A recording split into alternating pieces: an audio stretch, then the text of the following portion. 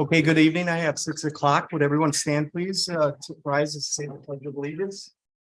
I pledge allegiance to the flag of the United States of America and to the republic for which it stands, one nation, under God, indivisible, with liberty and justice for all. Thank you for coming, everyone, to the February 16th, 2023 Credit River Planning Commission meeting. I'd like to call the meeting to order. I want to thank Abe Zantel for filling in one more time for us on the commission. This will be his last meeting. And then next month, we will have 2 new planning commission members join us, Calvin Casey and Thane Tandy. Thane is here tonight. Is Calvin here tonight? Okay, well, I look forward to having them join us next month. Their term 2-year appointment starts on March 1st, so they'll be at our March 17th or our next month's meeting, whenever date that is. So let's move on to tonight's agenda. All commission members should have received a copy of the agenda. We have a pretty light one this evening. We have the consent agenda and the Yellowstone and Credit River concept plan.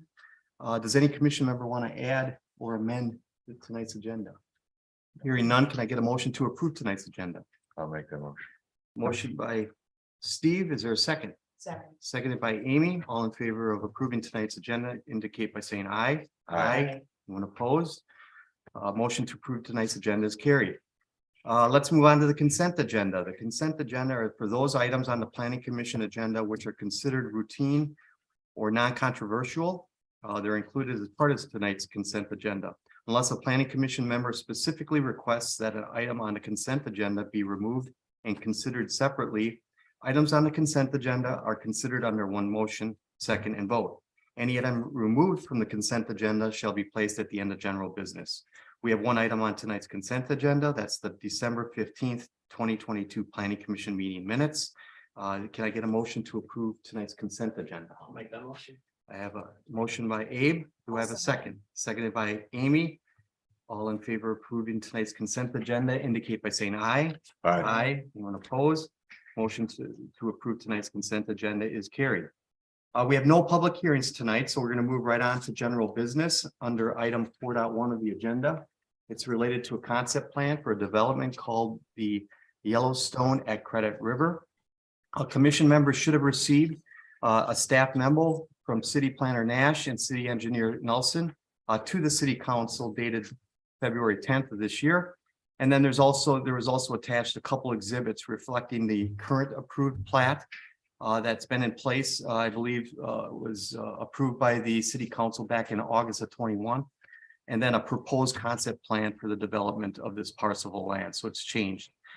Before we begin tonight's discussion with Cindy, I thought maybe Ted or your representatives want to give us a little introduction about what you're proposing to do, and then we'll have Cindy talk a little bit, and then we'll have commission members ask either Ted or Cindy questions. So if you could, press that down. Mr. Chairman, thank you very much. My name is Ted Kowalski. My business partners are here, Scott Hutchinson and Doug Beach. Our engineer is here, Tim Arvidsson. To answer any questions you may have. We purchased with the Yellowstone of Credit River is the remaining part of the territory. That's got approved, a preliminary plat approved for territory 5th edition Creekside by Excelsior Group, and then we bought it from them. And what we're here tonight to talk to the Planning Commission about is we think we have a little bit better layout, better use of the property, better use of the roads than what was originally proposed. We're developing the property to build those houses.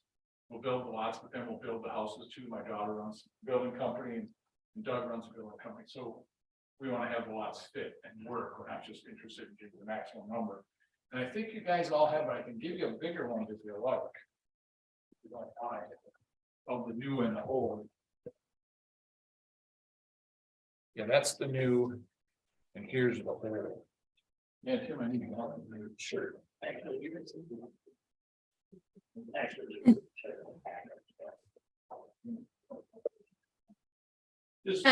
Ted, this is Cindy. I'm running the projector remotely, so if there's a certain one that you want on the screen, just let me know. No, this is fine. I just wanted the commissioners to be able to see it. So, yeah, what Cindy has up is the old one for the people in the audience. She has the old plan that was approved. We can start with that one, and that one technically works. You know? We're good. Yeah. Thank So, you. Yep, that'd be this one here.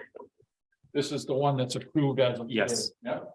So what we were hoping to do and talk to you about this today is, I think the plan that we come up with works a little bit better. What we didn't like about this plan is a couple of things. Even though we bought the property, we were hoping to be able to come up with a better idea. When you look at it, when we start with the big lots, they've preliminary platted some big lots that really don't work very well. Technically, they're lots, but practically, it's gonna be really hard to shoehorn building paths into those lots with the wetland setbacks, the shoreline districts, the septic system, and the setbacks from the road. So we wanted to eliminate some of those lot lines, have less lots up there, but they'll be better lots, more usable lots. We've developed a lot of properties in Credit River, and we find that it's gotten to be where substandard lots, in my opinion, don't sell. The lot could be less money, but these houses are all gonna be $1 million, $2 million homes. People don't pick the cheaper lot because they save money. They spend more money for the nicer lot. So that's part of what we're trying to create here on the bigger, on the ones in yellow. On the ones in orange, on the first plan, you'll see how what Excelsior Group platted was they split the small lots. We have a few of the orange ones, which are the small lots, which would be hooked up to the CSTS. We have a few over on the west side of the project. They have 6 in the middle, 5 in the middle of the project, and then they have some across a bridge we have to put in kind of way over on the east side of the project, just before you go into Bill Feltman's The Ranch. Okay, so yeah, this technically works, but we think the new plan that we're proposing, if we go to the next sheet, we think this works better.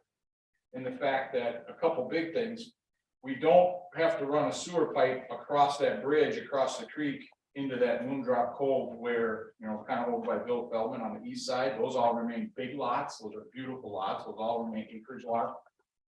The ones just back, the first orange ones, they're big. They're all over 2.5 acres, even though those we would like to hook into the community septic system because the pipe's already in that road. And then we cluster the small lots all together so it feels like a neighborhood rather than being disjointed and across from each other. And then the one lot, it's hard to describe where it is. There's one orange lot in the old plan that's kind of short front to back and really wide. Like it goes right into the septic system. This one, it's yellow, it's actually this one here. Yeah. That really isn't a practical good lot in acreage. It barely is wide enough to have a buildable pad front to back. Come back off the center line of the street 100 feet and come off the backyard by 60 feet. It only leaves you a 60-foot building pad. With between a garage and a house and a deck or anything, it wouldn't be very practical. Technically, it's a lot, but practically it wouldn't work very good. And the reason for that is when this was all done, when the territories and the Excelsior Group did this, this was planned to be small lots here.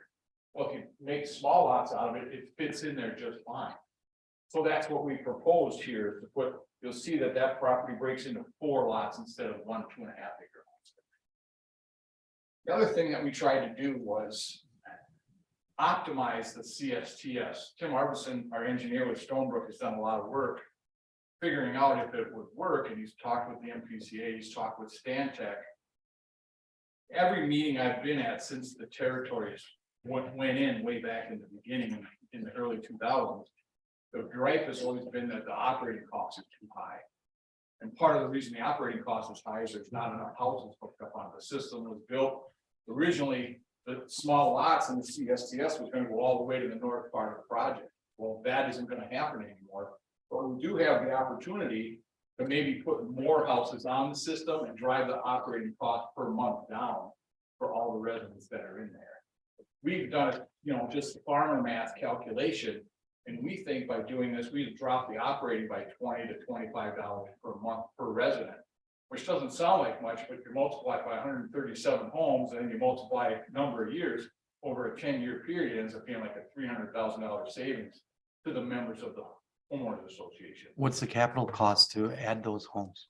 We haven't got that figured out exactly yet. We haven't gotten that far, but it's not huge. And that's something you guys would pay? Yeah, that's something that I think we were intending to pay. Yeah. Can I ask you a question about the old plat Yep. that's been approved? There's some lots that don't have any pads You don't see any house or, pads drawn in. yeah. I think that it's just. Is that open space or where's the open space?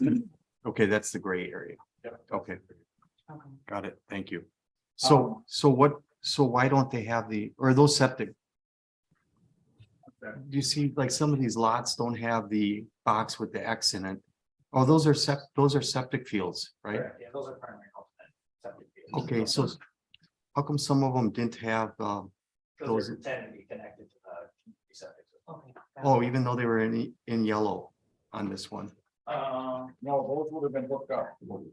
Those would have been private systems.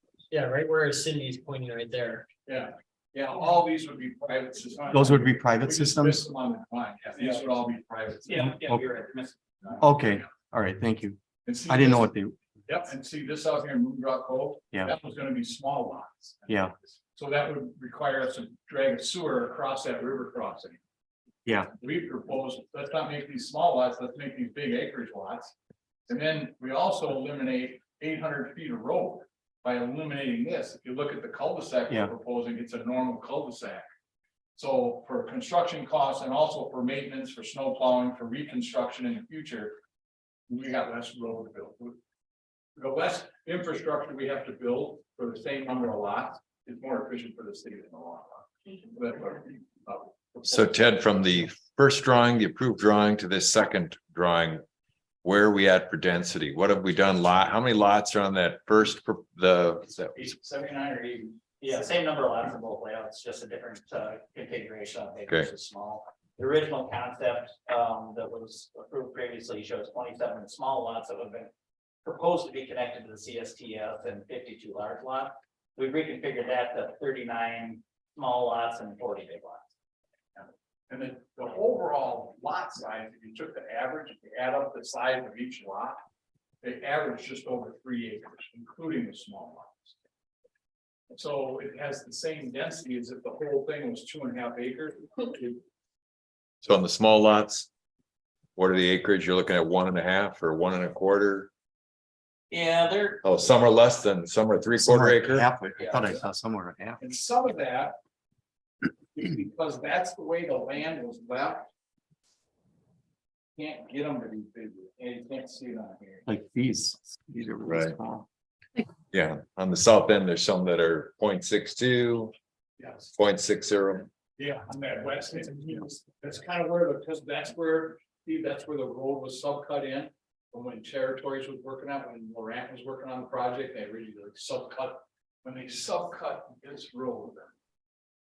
This is all subcut already, so it really prevents us from moving it. It could also prevent us from making these private systems, because the ground's been disturbed. They mine dirt off this area Okay, to make this all work out. Thinking eventually, even when they did this, they mined dirt. If you go walk out there, you'll walk the road bit and you'll see soil piles running on both sides that they pushed up on. That's just extra dirt. Okay, before we ask a whole bunch of other questions, do you have anything else to add, Ted? And otherwise we'll have Cindy but we'll have other questions too. Okay, yeah, I figure, I mean, that's, yeah, I don't, unless there's something specific. Yeah, you want ask to us cover. questions. Yeah, we'll wait for questions from you guys.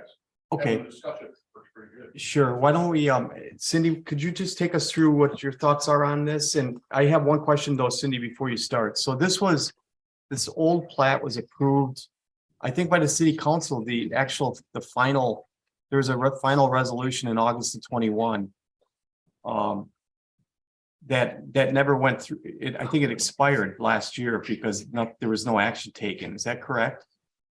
The city council did review two separate plats one for Territory Fifth, which would have been the CSTS lots, and one for Creekside. I'd have to go back and look and see if they're expired or not. The city, even if they were, the city council could pass a resolution to, allow those to be extended if they would like to do that. We could figure out a way to do that. So, Okay. but given that, what I'll say is that Shane and I have started our conceptual review of this. It's a different type of concept plan than when we're, maybe looking at just a farm field where nobody has ever touched anything before, because there is history to this site and what has occurred here.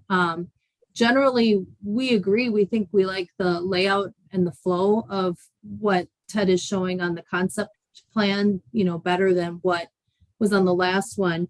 We did have a number of items, though, that are things that we have not yet been able to look into and figure out in terms of, how do we move this and what's the path forward to try to move something like this from what's existing plan to something different. Can you outline what those are? Yep, I sure can. So some of them are just known and easy because it is different. They would have to submit a preliminary plat and redo that work, which Ted already knew. A little more challenging is that the existing approved plans are part of a conditional use permit for an open space design that was approved a long time ago by Scott County. And those types of developments had a requirement for open space in the plans. And in this one, the area that was being saved still for open space is that gray shaded area over here. Yeah. That was supposed to be owned by an HOA. Going even further back in time, originally it should have been part of the territory HOA.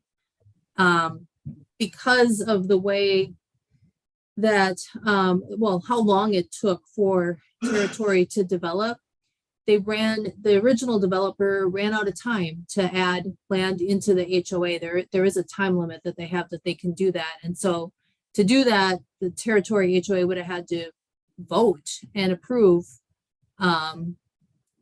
additional land being added to their HOA. So that was something that was always being looked at when we were working with Excelsior Group as they were going to have to be kind of a standalone in dealing with some of this stuff because they were not going to be adding any of this property to the territory HOA. And to clarify, the open space was required because there was certain lots that were smaller than, what was the reason for the open space design? Sure. So, the ordinances at the time provided for people to do something that was not just a standard rural residential with a minimum of 2.5 acre lot design by putting them on a CSTS system, preserving this open space. So smaller lots, but preserving big parts of open space, which is why a big part of the reason why the territory development looks the way that it does today.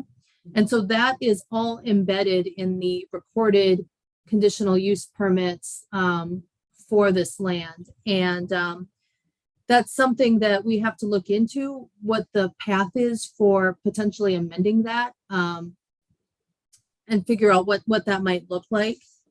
The next item that we have is that there are definitely going to be various legal documents associated with the original development of territory and establishment of the CSTS system that we're going to have to dig into and see if there is what those documents say, which will help us figure out whether we can do a different configuration or add more lots or anything like that. In a best case scenario, those documents just exist and have a legal description that's suitable. In a different case scenario, there could be the possibility that there is something that refers back to those original PUD plans or to a certain number of lots or something that makes it a little more challenging. Challenging doesn't mean it can't be done. It's just one more thing that has to be addressed. Who does the legal work? Does the city do that, or do we have the developer's attorneys look into that and send us a letter stating? I think we would help with that and forward that on to Bob and Cindy. Okay. once we found it. Yeah, I think it'll be a joint effort for sure. And part of it's going to depend on what we do or don't find and what type of document it is that might say something. And again, this is speculation. Everything might be fine. Okay. But it is something we need to look into before this goes too far because, it'd be a shame to be, at the end of the road and then figure out that there's something there Okay. before we go to record everything. Yeah, we agree with Cindy on our comments. The open space we have to discuss and, the access to the CSTS we have to discuss. But I really didn't want to spend a lot of legal money chasing that yet, if you guys didn't like the idea, you know. Given those things can be worked out, we have to cross that bridge yet. Do you, as the planning commission, like the ideas? I guess what we're asking. If you like the idea, then we see to spend more money and spend money with legal to figure out, answer those questions. Please keep in mind, a concept plan is a long way from a preliminary plat. Yep. If we got to cross all the T's and dot all the I's before we get there, but because it's something new, because we just bought the site. We thought, you know, hey, before we go too far, let's see what and maybe we ferret problems out that, okay, we can't do that. We can only do 25 lots. So then we'll adjust this plan to be as good as we can. We still may then, if that's the case, we'd probably come back to you with a plan that would still group the small lots together instead of splitting them across the site. So let me ask you something, if it was easy to do by just like extending the expiration, because I really think what the city council approved has been expired, has expired, but we'll have to check that to make sure. What if you just use the old plan? I mean, is that something you guys would even consider if that was the simplest, fastest? It is, but it ain't the best. Okay, It's just, you know, you like to do something that looks good when Yeah. you're building the site. Yeah. I don't want to do it, but, you know, I really believe that, you know, they gave the instructions to the engineer that worked on this before to get me as many lots as you can, and we can only have 25 of these, so just get 25 where it works the easiest. Yeah. I'm trying to look beyond that and go, okay, you know, it's ours for a little while. We own it now, we're gonna develop it, we're gonna build it, and then we're gonna build a house, not people live there. But it's Credit Rivers forever. right. So what do we want this to look like long term? I mean, this is a beautiful piece of property. The territories is out in front of it. You got the ranch to the east of it. You got Terra Farms to the northwest of it. If you go up there, this is the crowning jewel of all of that, because it sits a little bit higher and it all rolls down into it. This is a nice, I mean, it's in the middle of that section from 27 to 91. This is in the middle. It's off of County Road 8. It has no objection. Yeah. So So have you talked to the territory HOA about hooking up to their CSTS and okay, Yeah, it's a- Yes, you are.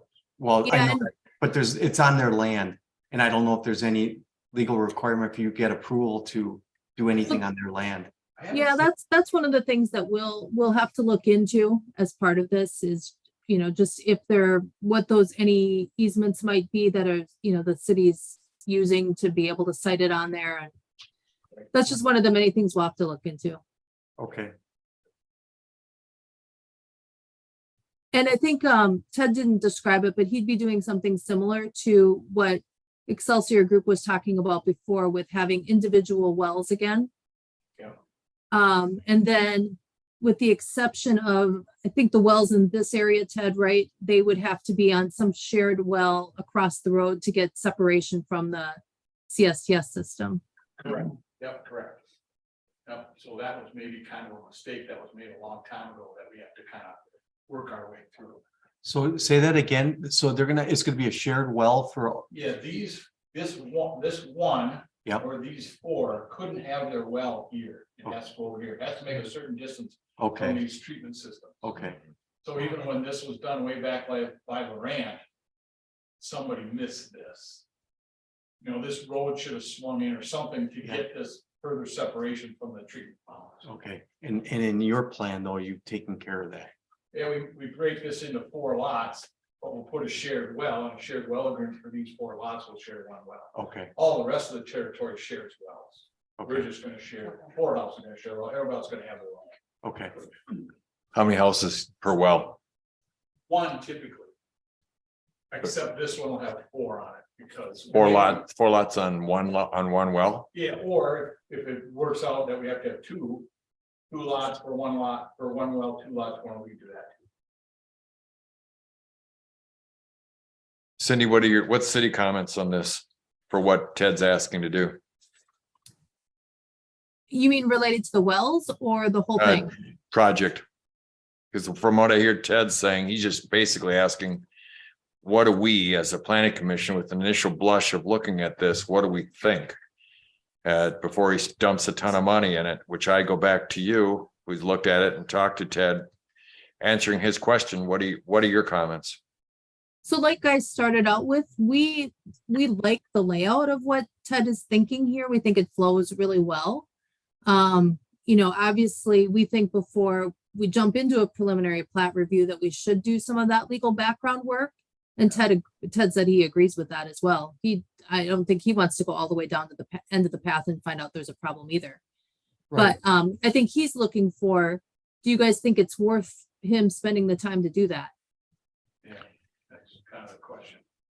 Go This ahead. is so new, in terms of what's come before the planning commission, that I think, at least speaking for myself, I just have a lot of questions to try and understand, this kind of scenario. Bill's already raised some of the ones that I had. And there are a couple of others that I had emailed to Cindy and did so late last night and was not expecting a response until now. So I'm guessing that each of us probably have some questions to try and gather information so that we can say kind of what we're thinking. Do you want to ask Ted those questions now, or how do you? Go ahead. Is that? Yeah, go ahead, Okay, please. so. And this was probably best. I promise we won't make it painful. This one actually may be better addressed to Cindy. You may have some knowledge as well, but are there similar situations that we've encountered either in Scott County or another part of the state where, we've had an open space design development with the community septic system model where we've gone back and had amendments, to change design, some of those kinds of things. And what I'm asking is, are there precedents for us to look at as we try and figure out what all the I's and T's are to dot and cross respectively? I think Cindy would better answer that. I don't know of any off the top of my head. So- But we have to be careful here because we're following a plan from the early 2000s Yeah. that has kind of proven the overall idea of the TS has kind of fallen out of favor. You don't really want to do it anymore. Us in Spring Lake Township, we don't want to do it. Like 3 of them because we were solving problems with them. We don't want to do it. But in this case, it's not even that. Cindy even asked me this question. She said, "I didn't like them CSTs." I said, "No, I really don't. But to buy this property from Excelsior, they really wanted to sell all of it. They didn't want to sell it in pieces. Sure. And because the territory's homeowners association is living on the CSTS, and I've heard for almost 20 years now that the reason it costs as much as it does is there's not enough houses on it. All right, well, I think everybody can win here because we can fit the land better, we can make our good lots better, and we cannot drag a sewer pipe across a ditch over here to the eastern edge.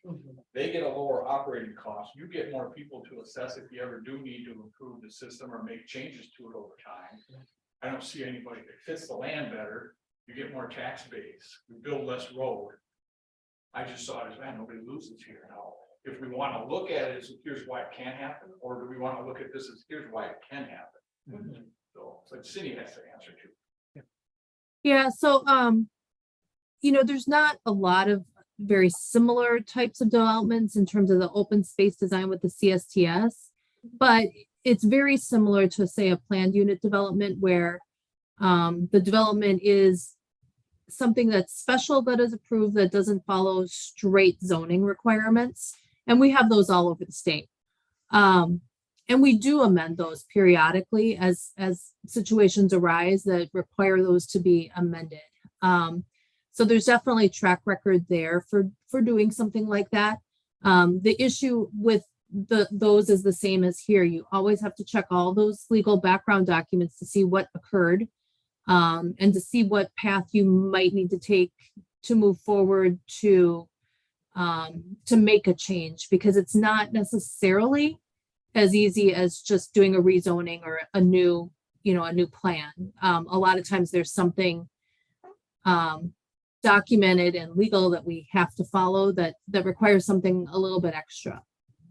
I was talking to Bill this morning because he had kind of a similar question, and I told him, just as an example, after the 2008 market crash, there was a lot of changes to financing for mortgages, and there was a very specific product that a lot of newer, younger home buyers would use. And there were limitations placed on the number of those that could be issued in as a percentage of a project in a condo community. Well, what a lot of people don't know is a standard townhouse development, a lot of times is a condo community. So I had one of those somewhere and we had to, everything on the ground stayed exactly the same, ironically. But we spent 2 years working in that case through all kinds of entitlement documents to correct everything and replat the whole thing of what was left for that the developer was holding so that they would no longer be a condo plat. Again, nothing changed on the ground, but that's where it wasn't as simple as just having the city approve something different. We actually had to do a lot. There was just a lot of legal work behind the scenes. In their case, they did have to get the HOA involved in approving everything. And so there's precedent. So that brings that's a good question. I have a question then hearing that. How long do you think the process would take to determine with all the legal things you have to go through to make sure that Ted can do this? I don't know, but it's something we'll sort through with Ted and figure out. I don't think we'll know till we're digging into it. It's not a year. No, No. no, it's pretty simple. We just got to turn the turn. We started working on a little bit of things. Okay, When I got Cindy's comments. okay, all right.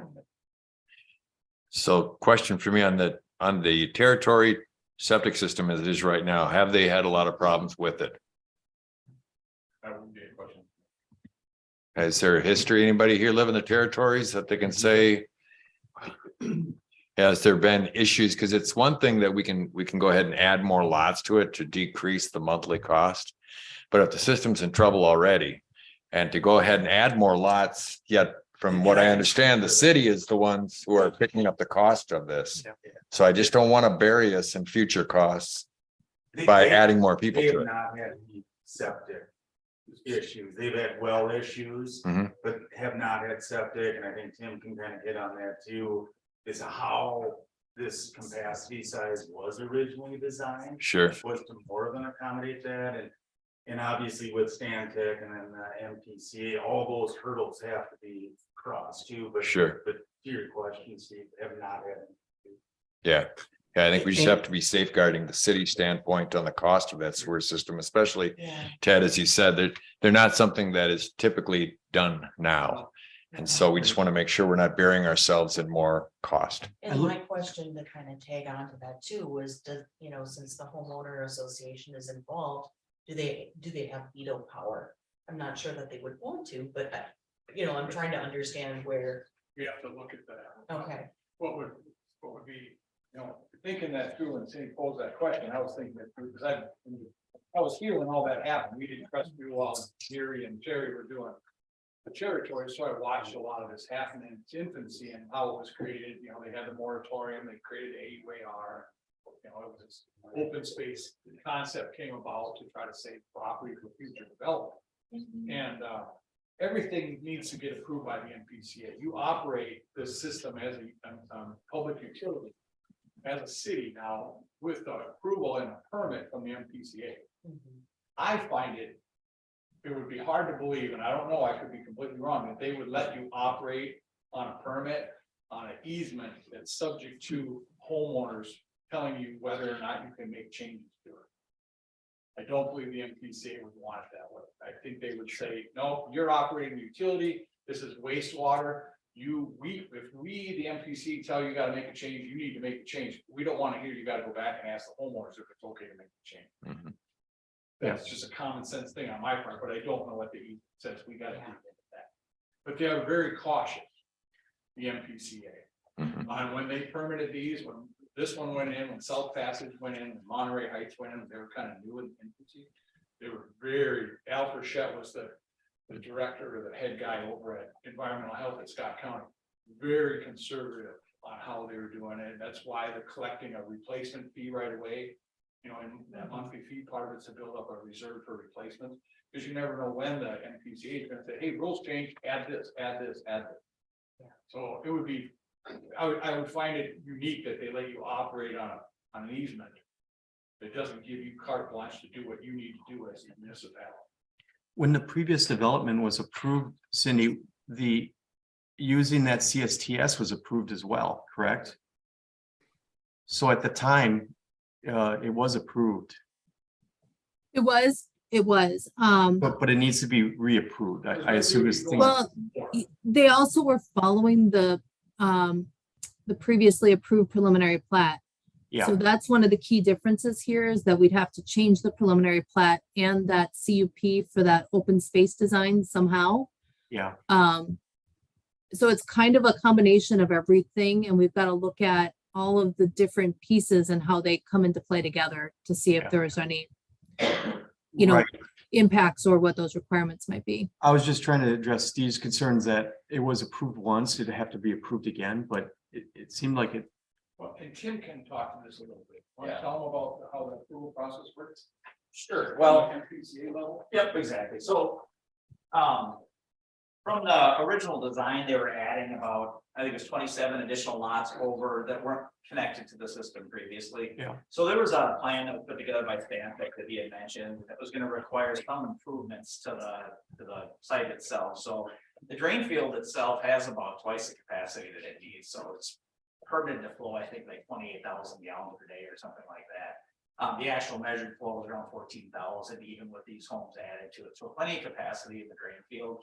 There's two other components to it. One is there's some pre-treatment pods, they call it, and those we have to add at least one more pre-treatment pod in order to add the 27 homes to it. And then there's dosage tanks or like septic tanks that also have to have a certain amount of capacity to them in order to handle it. To go from what was there to add the 27 lots that they wanted to do in the previous approved project, all those improvements had to take place as part of it.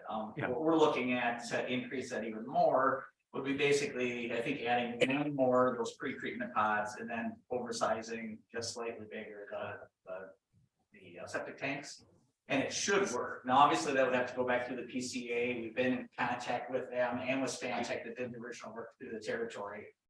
Neither one of them is indicating they think it would be a challenge, so we think it'll go through, but obviously that's a hurdle we have to jump through to get this to work. So those tanks and pods, are they located on this proposed drawing currently, or are they not on that property? They're not on the drawing, there are existing tanks and pods on the property. That's just part of a normal septic design, there's a SPS design like this, there's Right. just. We just have to add additional tanks or additional pods to it, no matter what we do, basically, in order to satisfy the PCA. That was what was determined with the prior 27 lot addition. We're looking at taking that number well higher if we can. But again, that would have to go through the PCA.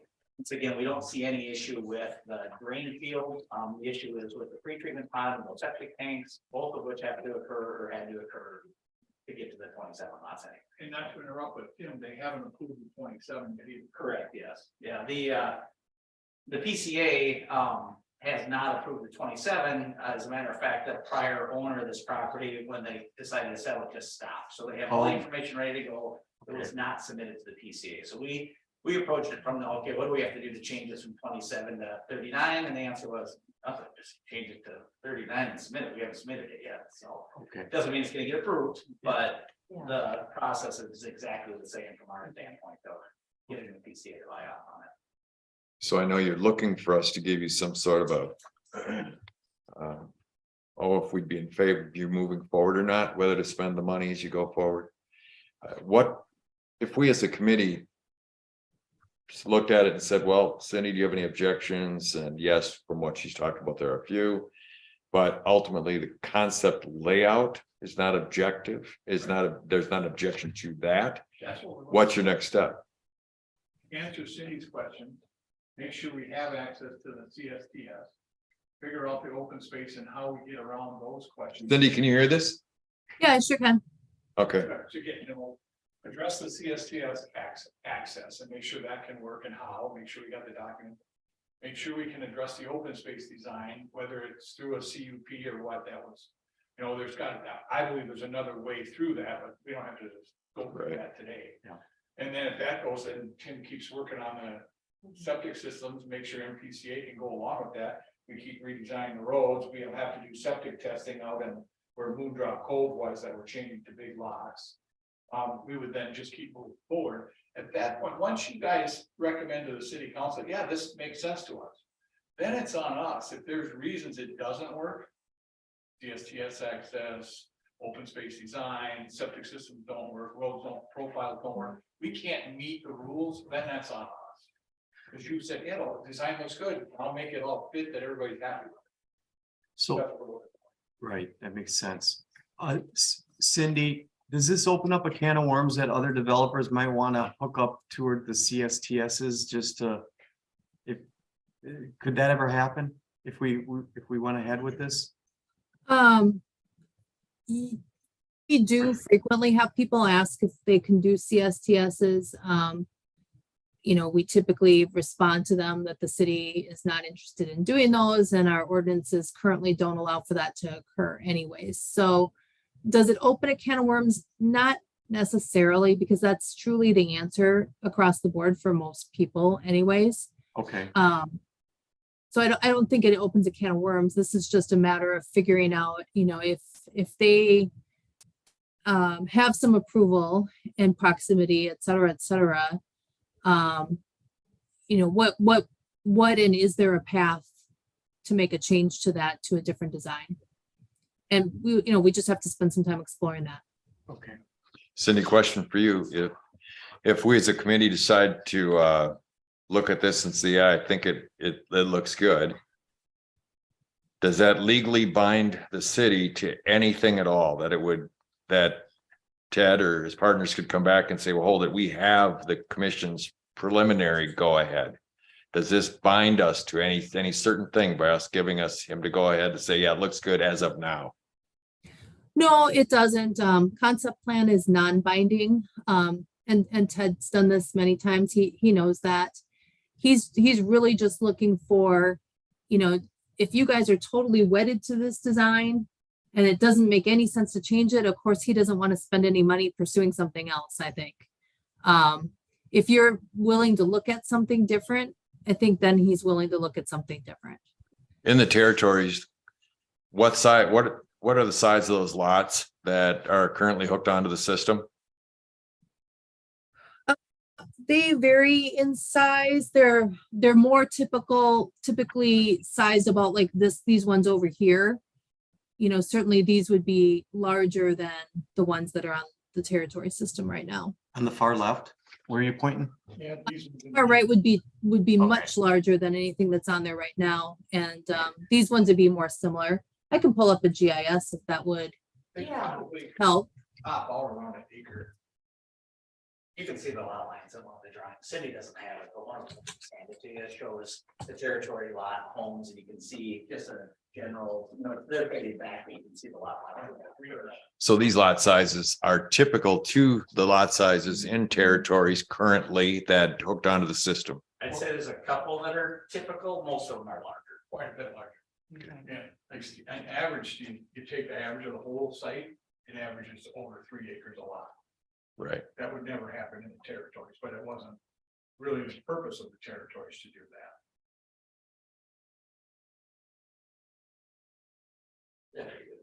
Same idea. Yeah, yeah. So this is sort of that west side of the development where bring up the other side at the same time. So these lots right here, the 5 here that are showing in orange, those would be right here within the territory. And you can see that these lot sizes are very similar to what's already out there. Yeah, it's helpful context. Thank you. And Cindy, impacts on wetlands, that was already addressed in the preliminary plot, so that's not even a concern. Well, no, they'll have to show all of that in their preliminary plat. Okay. I assume the wetland delineations are good for 5 years. I haven't looked at the date that this one was done. I assume that it'll still be valid, but we'll have to look at that. And otherwise it's just a standard preliminary plat layout. They'll still have to meet all the requirements that everybody else does. Yeah. So this is just, everything we're talking about here is just kind of a what do you think type moment. Yep, it is. And I've found over the years that if you involve the planning commission, city staff, city council, as you go along the way, then you don't have those upsetting meetings where it's going like this. we're gonna get there together, not, I'm thinking one thing and you're thinking something else. Keep everybody informed and just makes for a better process. Okay, any other questions? Did you get all your questions answered? You know, I think a lot of us had some overlap and in, you know, what we're, you know, issues that were raised as we're learning about this and so, yeah, I think from Amy, that do you have- standpoint, I'm pretty good. Yeah, the only question I have is. CSTS. There's some struggles in there. Are you willing to scale back on the number of orange and go to yellow on some of those? If we need to, sure. I mean, we don't need to do any changes to the system if we go with just 17.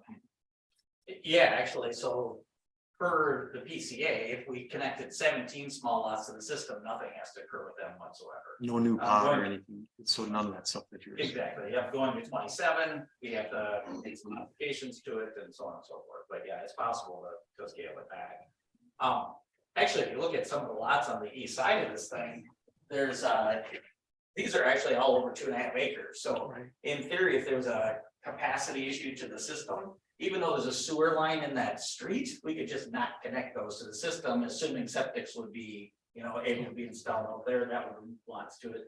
We could take a similar approach elsewhere on it to scale it back if we need. So why on those, specifically on the east, are you trying to connect those in? Because the pipe's right here. Yeah. Oh, okay, just take advantage of the pipe. And it also goes to, I think it's better for the neighbor if with the CSTS to have more households. I mean, honest to God, if our numbers are right, and we just spitball on it today, but if we save $20 to $25 per month per household, times 137 homes between, you know, this and the south side, okay, it all gets impacted. And you multiply that out over 10 years, it ends up holding $300,000 over 10 years. Well, 10 years goes by pretty quick, and then you got another 10 years, now that's $600,000. From a city standpoint, if you can have more people on a particular infrastructure, you have an easier time maintaining it, paying for it, redoing it. Part of the problem with, you know, South Passage and Monterey Heights is they're too small of neighborhoods to be on CSTS. When those first went in, a few people moved into each of them, they actually had to have the guy who manages the system figure out how to connect them together and run all the sewage through one of them because they were freezing up way back at the beginning. So you do need to create a certain mass to make the economies work. And this stuff was designed to be small lots all the way to the top. Those mound systems are big enough to handle all that. So when we, you know, if we don't put them on, I guess that's okay with us. I really try hard to do a good job in the neighborhood. It ain't just about maximizing profits. It's like, does it look, if you make it look right and it fits right, it'll all sell well and move through. So, Is there a lift station needed? none that I know. So this will all be gravity. Yeah. And the nice part, Steve, is if we can put the big lots out here, we're not crossing this. Right. Creek. As soon as we're done fighting with everybody about getting it approved, then we'll call it a trout stream, but right now it's a ditch. Right. Yeah. But we don't have to drag that pipe over that, and then this system fits better. And if we can't do all the small lots we want, I think we'd still like to leave this big lots and use up the small lots along here. Because the pipe is closer, we're putting in less infrastructure getting out there. Sure. Yeah. Cindy, is there any issue with this proposal regarding our shoreland ordinance? They'll have to meet the shoreland ordinance, but again, they also know that. It was This fixed. is it here. Steve. Yep. Yeah. but we Yeah, just and fixed that's- that for you, right? That's You help. not for We take you, it to but 35. Yes, we do, and I was working with city when that was first being proposed and we were going back and forth, because it does impact this, it impacts 18 lots significantly in this site. Yeah. Any other questions from commission members? I don't either. If you're asking what I think, I like the plan as long as it can work. And Yeah. so we just have to do the work now to make sure that we And can do it. Yeah. I'm sure the. town- And it sounds like you guys are flexible too, is that if we can't do it exactly like that, you can finagle some lots a little differently and Yes, and I think we can do better, Chair, than the first plan. yeah. The first plan was okay, but I think we can do better than that. Okay. Yeah, I think from my standpoint too, I would saying, saying that it looks fine.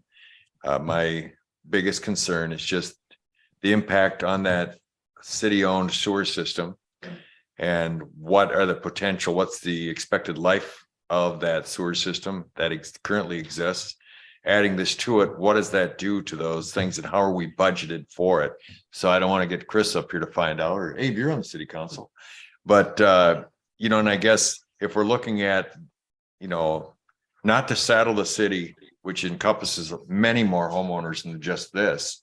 And if we're on the hook for maintaining this and replacing it at some point in time, not only here, but in other developments that have these, then I think the impact financially on the city in its whole is important. But is it the city that pays for that, those? I thought it's the homeowners that are connected to it. Everything for the homeowner. Yeah. All you do is says everything for the benefiting property, Yeah, even the maintenance and management. And the guy upgrades. that runs the Yeah. system, yeah. Mhm. And you're collecting for the replacement system. I don't know how much is in the account, but over time it'll build up or there's a reserve built. to Yes, replace parts. yes, there is. And that's where I was saying, the more people Sure. on it, the easier it is to take care of. And what's being put away for that Uh, rainy day fund, is that a fund that's held within the city or within the HOA? see, That's a city fund, and every one of the CSTS systems that the city has its own separate fund. Okay, And that's why you end up seeing different rates depending on what system you're on. You wanna They, go back- they all have to operate separately.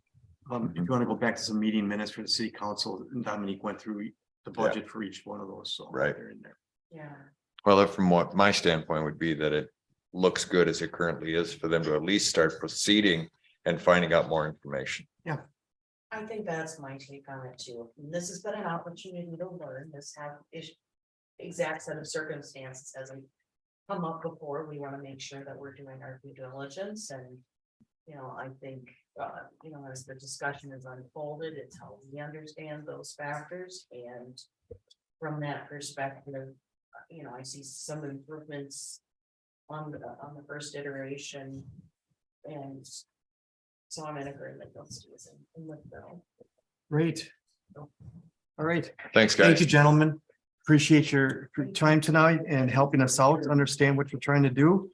There's nothing that we have to approve, so I'm not gonna ask for any votes, other than, it's time to adjourn the meeting. Sounds So can I good. get a motion to adjourn?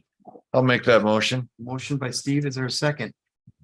Second, Second by Abe, your last one, Abe, there you go. for the planning commission at least. All in favor indicate by saying aye. Aye. Aye. Anyone opposed? Hearing none, motion is carried. Thank you, everyone. Safely home. Thank you. Thanks, Cindy. Have a good night. Thank you, you too.